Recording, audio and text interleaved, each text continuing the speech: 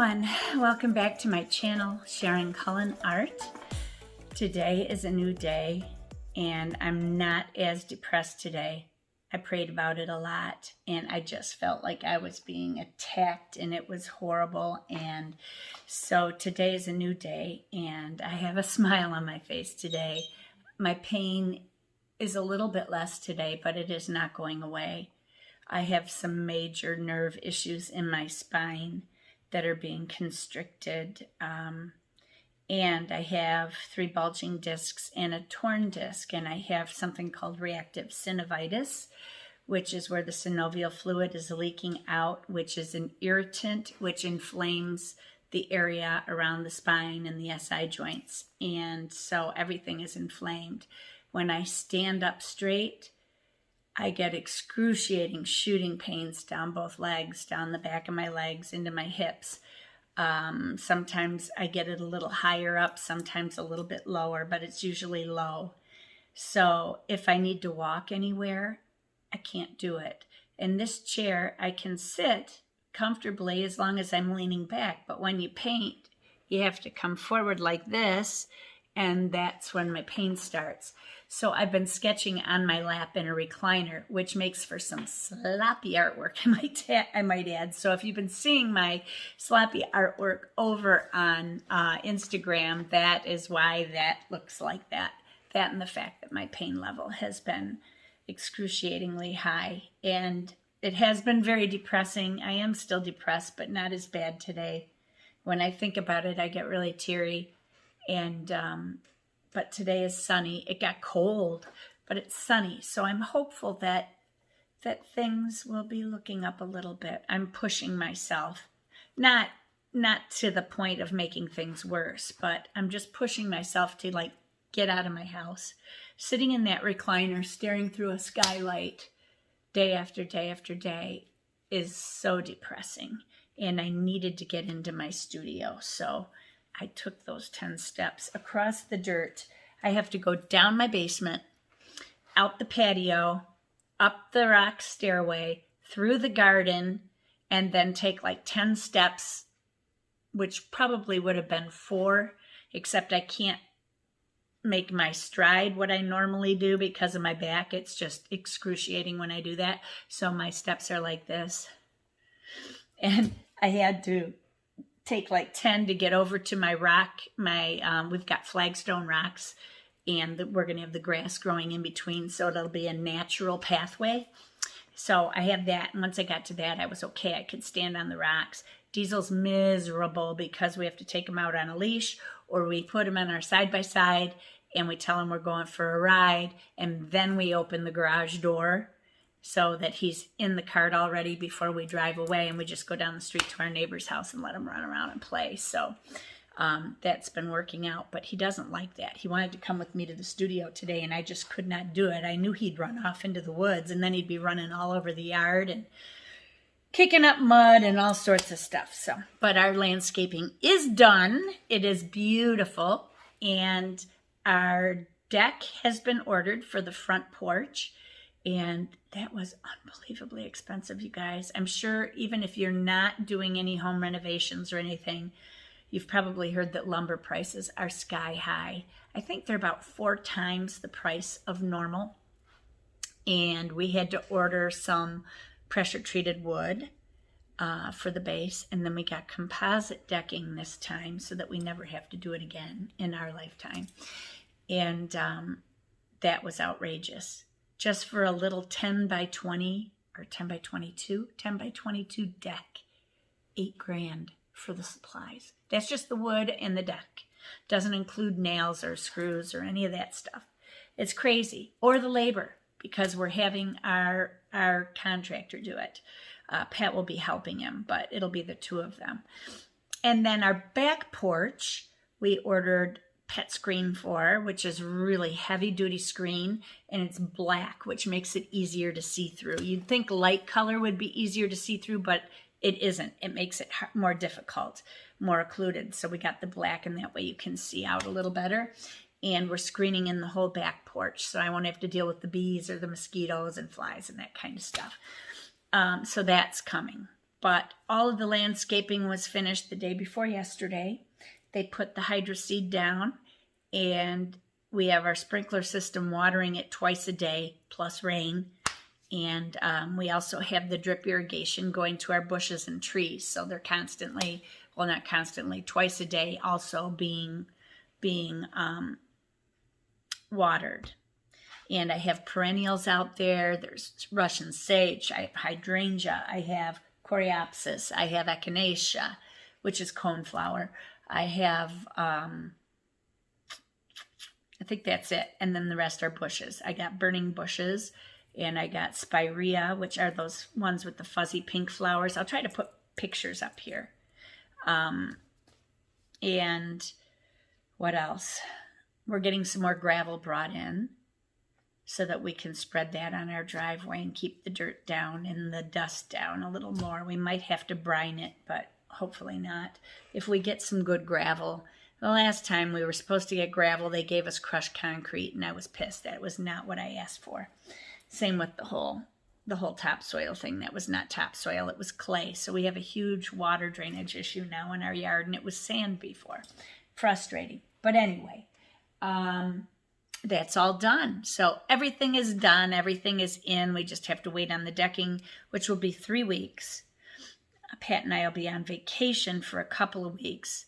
Well, 1 week for sure. If I'm tolerating it, then Pat and I are going to take another week and go up the coast of Lake Michigan a little bit further. It's on the west side of the state of the mitten. It's over here. I live here, so we have to go down, around, across, and up. And then Pat and I are going to continue up. That is if my pain isn't too bad. And then my harp should be coming right after that, I hope. And yeah, so that is what's going on in my world. Did I tell you about my MRI results? Yeah, I did. So they don't want to do, I know if I saw my surgeon, he'd probably say, Sharon, you're going to need surgery. But I have PTSD, so having surgery is out of the question for me. I mean, my hands start shaking the second I think about it. I go into a panic attack. I cannot have another spine surgery because the spine surgery is what put me in this state to begin with. And I went through years of PTSD therapy training, all of that, mindfulness training and everything, and it does work. But when something presses up against me like that, that is, no, you have to have it done, then I freak out. I am like a caged animal. I just flip out. So I can't do it. So I actually looked at the other night. I was in so much pain and so depressed. I just wanted to die, you guys. I really did not want to live another day. That's how bad it gets sometimes. Excuse me. For those of you who are new to my channel, you may think, oh God, quit whining and all that. And I'm not doing this to whine. My channel was founded on the basis of my disability. So I'm going to be talking about that from time to time. And I have a lot of disabled people who follow me. And you can drop out if you don't want to hear this. Just don't leave me nasty comments because that's mean. You don't need to be mean. But anyway, I was sleeping and my pain was so bad that I really did not want to live another day. And I actually thought about ways that I could end it all, which is scary as hell for me because I don't think that way. So I started praying like crazy and it stopped. But all I can say is thank you, God, because without him, I'd be lost. Those of you who are Christian understand. Those of you who aren't, I hope you are someday.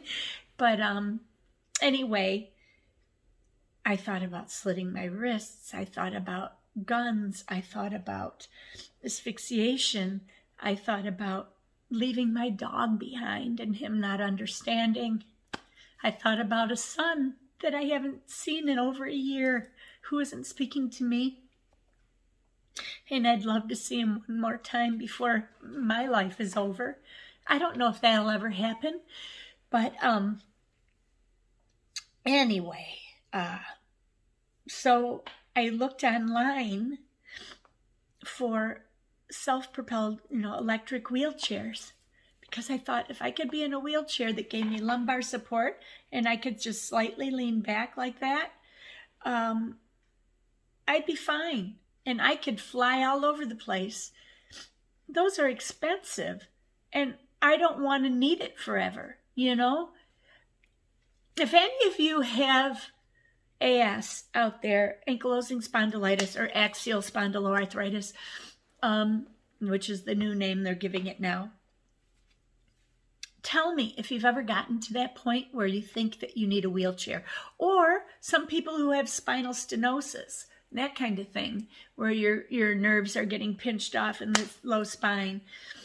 Do you use a wheelchair? And if so, please leave me a comment, because I really need some advice. I don't know what to do. I think about vacation and think, well, I could go sightseeing if I had a wheelchair, but I don't want somebody pushing me around. And I don't think I could wheel myself because it's jarring on my spine and then it's going to increase my pain. So then it's full circle again. But anyway, so let me know if you've ever considered it, or if you use one because of it, because I really want to know. What else was I going to tell you? I guess that pretty much updates you on everything that's going on in my world. And I will try to push myself to get over here to my studio from time to time. I want to get out and plein air paint, but it's going to have to be from my car, because I don't think that I can go out and paint somewhere, walk and sit down. All I have is this stool that, I could take a heavier chair, but then I'm lifting and I don't want to do that either. So I may have to do it from my car, if you guys are okay with that. But I wanted to show you something that I got recently.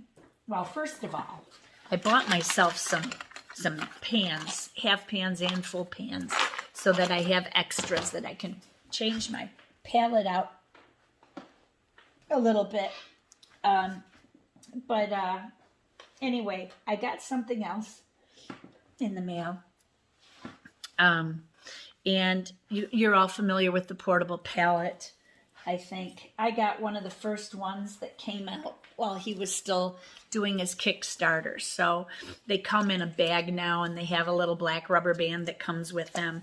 I had said in my review that these little metal things, where do you put it? So now they give you a rubber band to stick it into, which was pretty genius. So that's what I do with this. But this is the portable painter. Now mine is very dirty. I've had it for years. This is an awesome little palette. The only reason I don't use it a lot is because it's half pans. And I've told you all before that using half pans ruins my brushes, and I don't like that. So I try not to use them very often. But using synthetic brushes or travel brushes, I will use a half pan, and then I'm okay with it. So I've been using this a little bit more because I like the water cups on the side. I like the fact that you can rest it on your knee, just like this. You can just rest it and it stays still. It stays balanced, which is really nice. You put water in both sides. I use one for rinsing, one for clean water. I don't fill them up. I only fill them, up to about here. And then the palette looks like this. Mine is very dirty. I had gouache on one side there.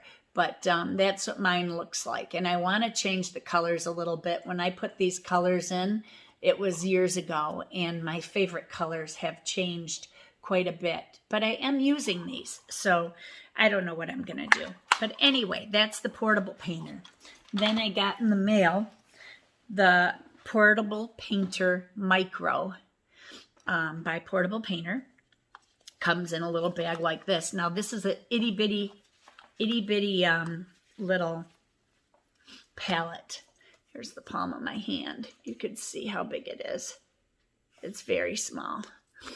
So it's about 3 inches, maybe 3.5, 2.5 by 3.5, maybe. I don't know. Let me measure that for you. Ouch.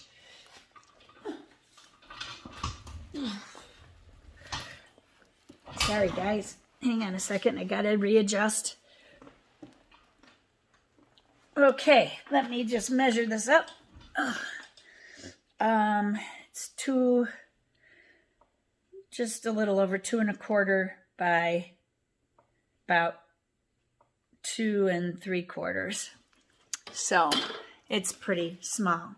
Now it doesn't just flip open. You put it together just like you put that one together. So the lid comes off and it becomes a little tray.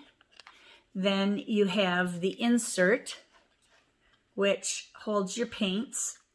I don't have any nails anymore because I'm playing harp, so I can't have any nails. And then you've got this little side, which you can either put paints in or you can use it as a shallow water cup if you'd like.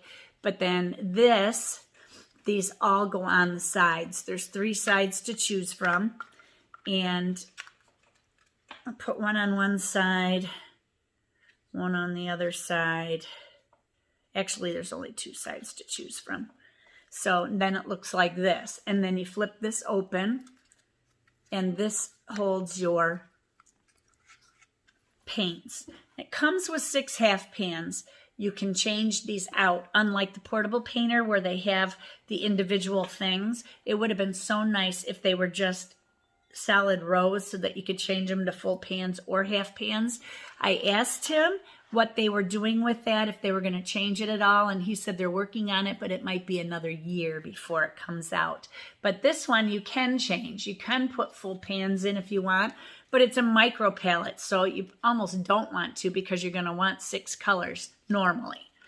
And when they give you your half pans, there is a center bar in the middle. I don't know if I can get one of these out or not. They have a sticky on the bottom to pull them out, to stick them in there so they don't move around. But there's a bar that goes this way. So you have to put your full pan this way, this way, this way. Or, oh no, you can't do it this way. You have to do it this way and this way. You can only fit 2 full pans in, and then you have 2 half pans. But anyway, I'm going to keep it half pans, and I'm going to fill it up. I'll show you what colors I'm going to choose for a limited palette to my liking. And we'll just see how I like it. And then I'm going to go ahead and paint with it. Okay, I had done, this is take 2. And from the calendar, call Dad. Starts now. I've already put my colors in, and I'm going to tell you what I chose and why, and the mistake that I think that I made and should have changed, but now it's too late. I either have to wait for it to dry because these have those stickies on the bottom, and it's going to be hard to get the pans out. I don't know how I'm going to get them out of there, but because they don't have a lip on them. But anyway, I chose these 6 colors, and what I have here, actually I probably would do them this way. What I have is Hansa Yellow Light. I grabbed that one by accident. I meant to grab Hansa Yellow Primary, but light is fine because I have quinacridone gold. I have decided I used quinacridone red for my red. It was very similar to Permanent Rose, and I know how the quinacridone colors by Daniel Smith work well. I do use Permanent Rose in my paintings though, and I love the color. They're very similar. Then I picked Rembrandt's Ultramarine, French Ultramarine, which is a little warmer than regular Ultramarine. I think it has a hint of red in it, but it's so subtle. You know, to the naked eye, most people can't tell unless you're really, really, really good at color. I chose Indigo, and I'll tell you why in a minute, and then transparent Red Oxide. Now, I'll show you all of these colors real quick. They're very nice to have. I want to make sure that I'm right in where I should be here. Uh-oh, what did I do? Holy cow, there we go. That's what I needed to do. I want to get my faraway lens so that you can see better, because my middle lens has a scratch over it and it blurs. Okay, that was my yellow. Then there's my quinacridone gold. my quinacridone red is very pink colored. It's a cool red, which is what I wanted for this time of year. Then I have my transparent red oxide, which is very similar to burnt sienna. Little orangier. It's stronger in pigment, I think. At least in Daniel Smith's. Their burnt sienna seems a little bit not quite as strong. Here's my ultramarine. I got a little too much water on it, so it looks faded, but it's very strong. And then my last one was indigo. And a little goes a long way. Indigo contains black. Normally, I don't like black. I like indanthrone blue also, but I like having indigo for night skies. I like to have it for when I'm using it on trees, while the green is wet, I will add a little more blue underneath to deepen the color. But when you mix it together with the yellow, it makes some pretty greens, very deep green. I've got too much water here shouldn't touch that to that, but there, you can see the green that it makes. Now with the yellow and the ultramarine, you're going to get a brighter yellow. And if I use more yellow, then of course it gets more like a lime green, which is pretty too. And the pyrrole red, if I mix that with the transparent red oxide, I'm going to get a warmer red. If I just use just a tinge of transparent red oxide, I can get a warm red. I'll show you here. See how it warmed that red up? So I can mix those together. Now the thing, shoot, I thought I dropped my shake. The thing that I regret was putting in the quinacridone gold. Now here's why. When I take my transparent yellow and I take a little, and not transparent yellow, my Hansa yellow light, and I take my transparent red oxide and add it to this, look at how it looks like quinacridone gold. They're so close that this color is a wasted color, wasted slot. I can put something else in there. And what I think I'd like to put in there, I don't know. It's fine the way it is. It requires less mixing, and this is a single pigment, which makes using it for greens very nice too. Like my ultramarine and my quinacridone gold will look very pretty together. It's more olivey. See? So right there, I've got 3 different types of green. My purples, with the red, I can add a little bit of ultramarine to this, get a pretty lavender color if I want, or I can go real deep, get it really dark purple,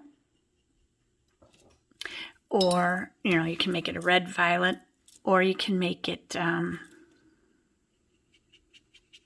with indigo also. Using a little bit of black in there really changes things up. You get a burgundy color like that, or you can get more of a purpley color. They're really pretty. So there are so many choices with this. And of course my gray, everybody knows how to mix gray. If you're a beginner, you may not. But burnt sienna, burnt umber, transparent red oxide like I have here, mixed with ultramarine, makes beautiful grays. And you can change the grays. You can make them more of a red gray, which is pretty. You can make it more of a blue gray, which is very pretty. There's so many shades of gray. So mixing those two together is perfect. Now I could probably just do the transparent red oxide with the indigo too. See what kind of gray I get there. It'll probably be very similar. Just use very little. It's hard to get the right amount because these paints are wet, but that's the type of gray you get with that. It's a little different than that. It looks like a greener gray. So those are just some of the colors. Obviously, you can get oranges with the transparent red oxide in the yellow, or your quinacridone red and yellow are going to give you a very bright orange, and you can make it more of a yellow orange or more of a red orange depending on how you lean it. But there you go. So those are my colors, and I will stick with these. We'll see how I like them. I'm going to be taking them on vacation with me in a couple weeks, as well as I think I'm going to take my I don't know, maybe I won't. It'll probably be a waste of space. I was thinking of taking my big easel, so that I have my easel to paint on, but I think with my back, I'm better off using something like this. And this is my board. Let me back you out here so you can see. This is my board. It's a lap board that I bought on Etsy. You can get it at Woodward and Father. They make plein air things. You can get these in different sizes. This one is, I think they're large. It is 16 by 13 by 16 is this size. I like to use it this way.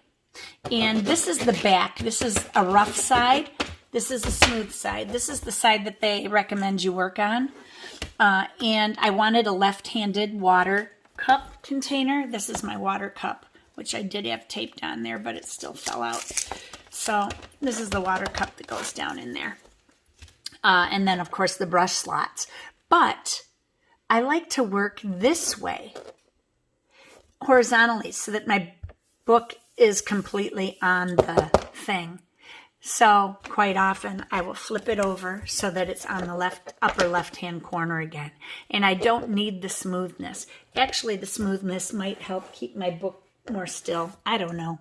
But anyway, if I were drawing on paper and I needed to tape it down, I would definitely use that side, and I would go like that. And if I had to use it horizontally, it would just have to be in the wrong corner. So not a big deal. But this is going to go with me for sure because it's nice and easy. Let me get the thing that I would use in my car. Hang on, I don't have my cane, so it's going to take me a second.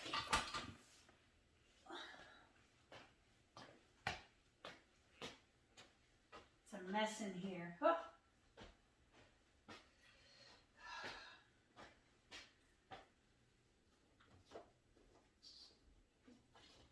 Grab a couple books too.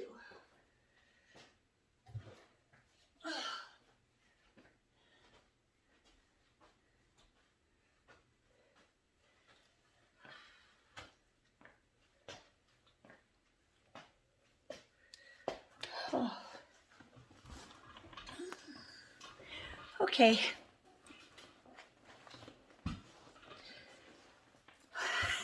I'm sorry, guys. This is what I would use in my car. It's just a tray for eating on, and this attaches to your steering wheel. You slide it down, and it sits like this. And you can use it on either side. Now, granted, I would love it if it had been smooth, but I can still take a water cup and put it in there and set my book on top. Or I can flip this over and just use it this way. This is more smooth on this side. I would probably do that. Keep my water cup in my cup holder in my car because they're steadier that way. And then grab a bottle, fill it with water so I have extra water with me.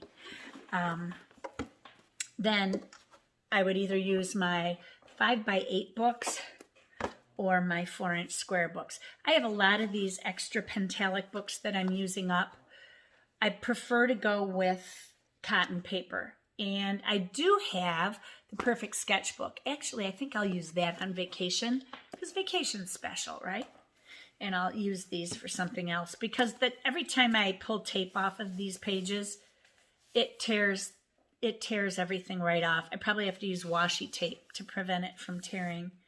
And I could do that. But I like having a nice simple 5x8 sketchbook for when I'm out on vacation because it's smaller.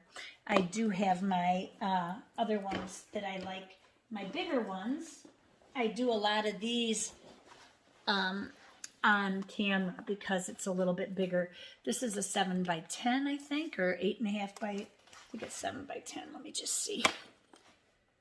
Yeah, 7 by 10 or so.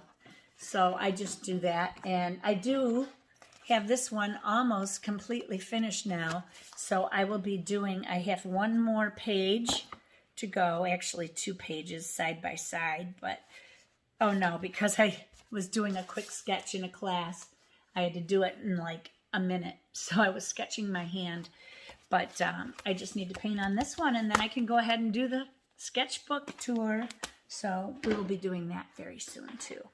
So that's what I would use in my car, and I'm going to be using that in my car when I take you out plenty or painting, hopefully this weekend. We'll see how it goes. Oh, this weekend is Memorial Weekend. That's not going to happen, so it'll probably be next week because my son and his girlfriend are coming for a visit, and I'm really looking forward to it. And something else that I've been doing is, since I'm not painting a lot, I'm going to try to push myself to paint a little bit more because I think it gets me into a better headspace. But one of the things is that I've been taking classes. I've gone on to Skillshare, but I see a lot of beginner classes, which is great for beginners. There's nothing for the level that I want to watch because I already know how to mix color. I already know what brushes I need, materials, pens, what I like, But it is kind of neat to see what other people like to use. But anyway, I've been taking Domestica classes, and they've been a lot of fun. I think I have 3 or 4 now. And one of my favorite artists for urban sketching has 2 classes. And I'm taking one of his right now. I'll show you one of his sketchbooks I bought. I think I have a couple of his books, but his name is Lapin. He just goes by Lapin, and that's it. He's he lives, I think he's French, but he lives in Barcelona. So anyway, this is one of his books, and he does a lot of curvilinear type of perspective drawing, which is something that I've been getting into a lot lately. I really like this sketch right in the beginning of the book. He is also big on using speech bubbles. This book they're usually in French, so I don't know what they're saying. I should probably learn French, but this is really cool how he fit this boat onto this page with curvilinear perspective. So I've been taking his class recently. He also uses ledger paper. It's like, let me find one. Here you go. You can see it a little better in here. I'll get real close. See, it's got the lines on it. He prefers to use these books, and he's adjusted how he uses his watercolor. So his watercolors are not super vibrant. They're pretty vibrant, but when he puts the watercolor down, he'll usually go back in with colored pencil if he wants something to be a little darker, which he did in that one. This one with the duck on it. Because I can see the lines from the pencil where he went a little deeper. But anyway, I'm taking one of his classes, and he talks about how he draws people. Here's another curvilinear architectural drawing he did.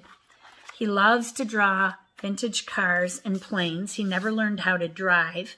I love his people because quite often their heads are huge and then their bodies are disproportionately smaller, but they're always very rounded and they're just so cool. They're classic Lapin. So I love, and it's not that he can't draw them another way. That's just his style. Like, here's part of a face that he did. This was probably in a museum and he saw it. But so you can see that he can draw them differently, but when he's sketching people really fast, like on the subway or whatever, there are always these these type of people. Very cool. So anyhow, and he doesn't keep their heads all on the same plane. Like people will say, you draw a line and your distant people's heads go here, and then your close-up people's heads go here, and they're always the same height. People are not the same height. You've got kids, you've got adults, you've got men who are taller than women.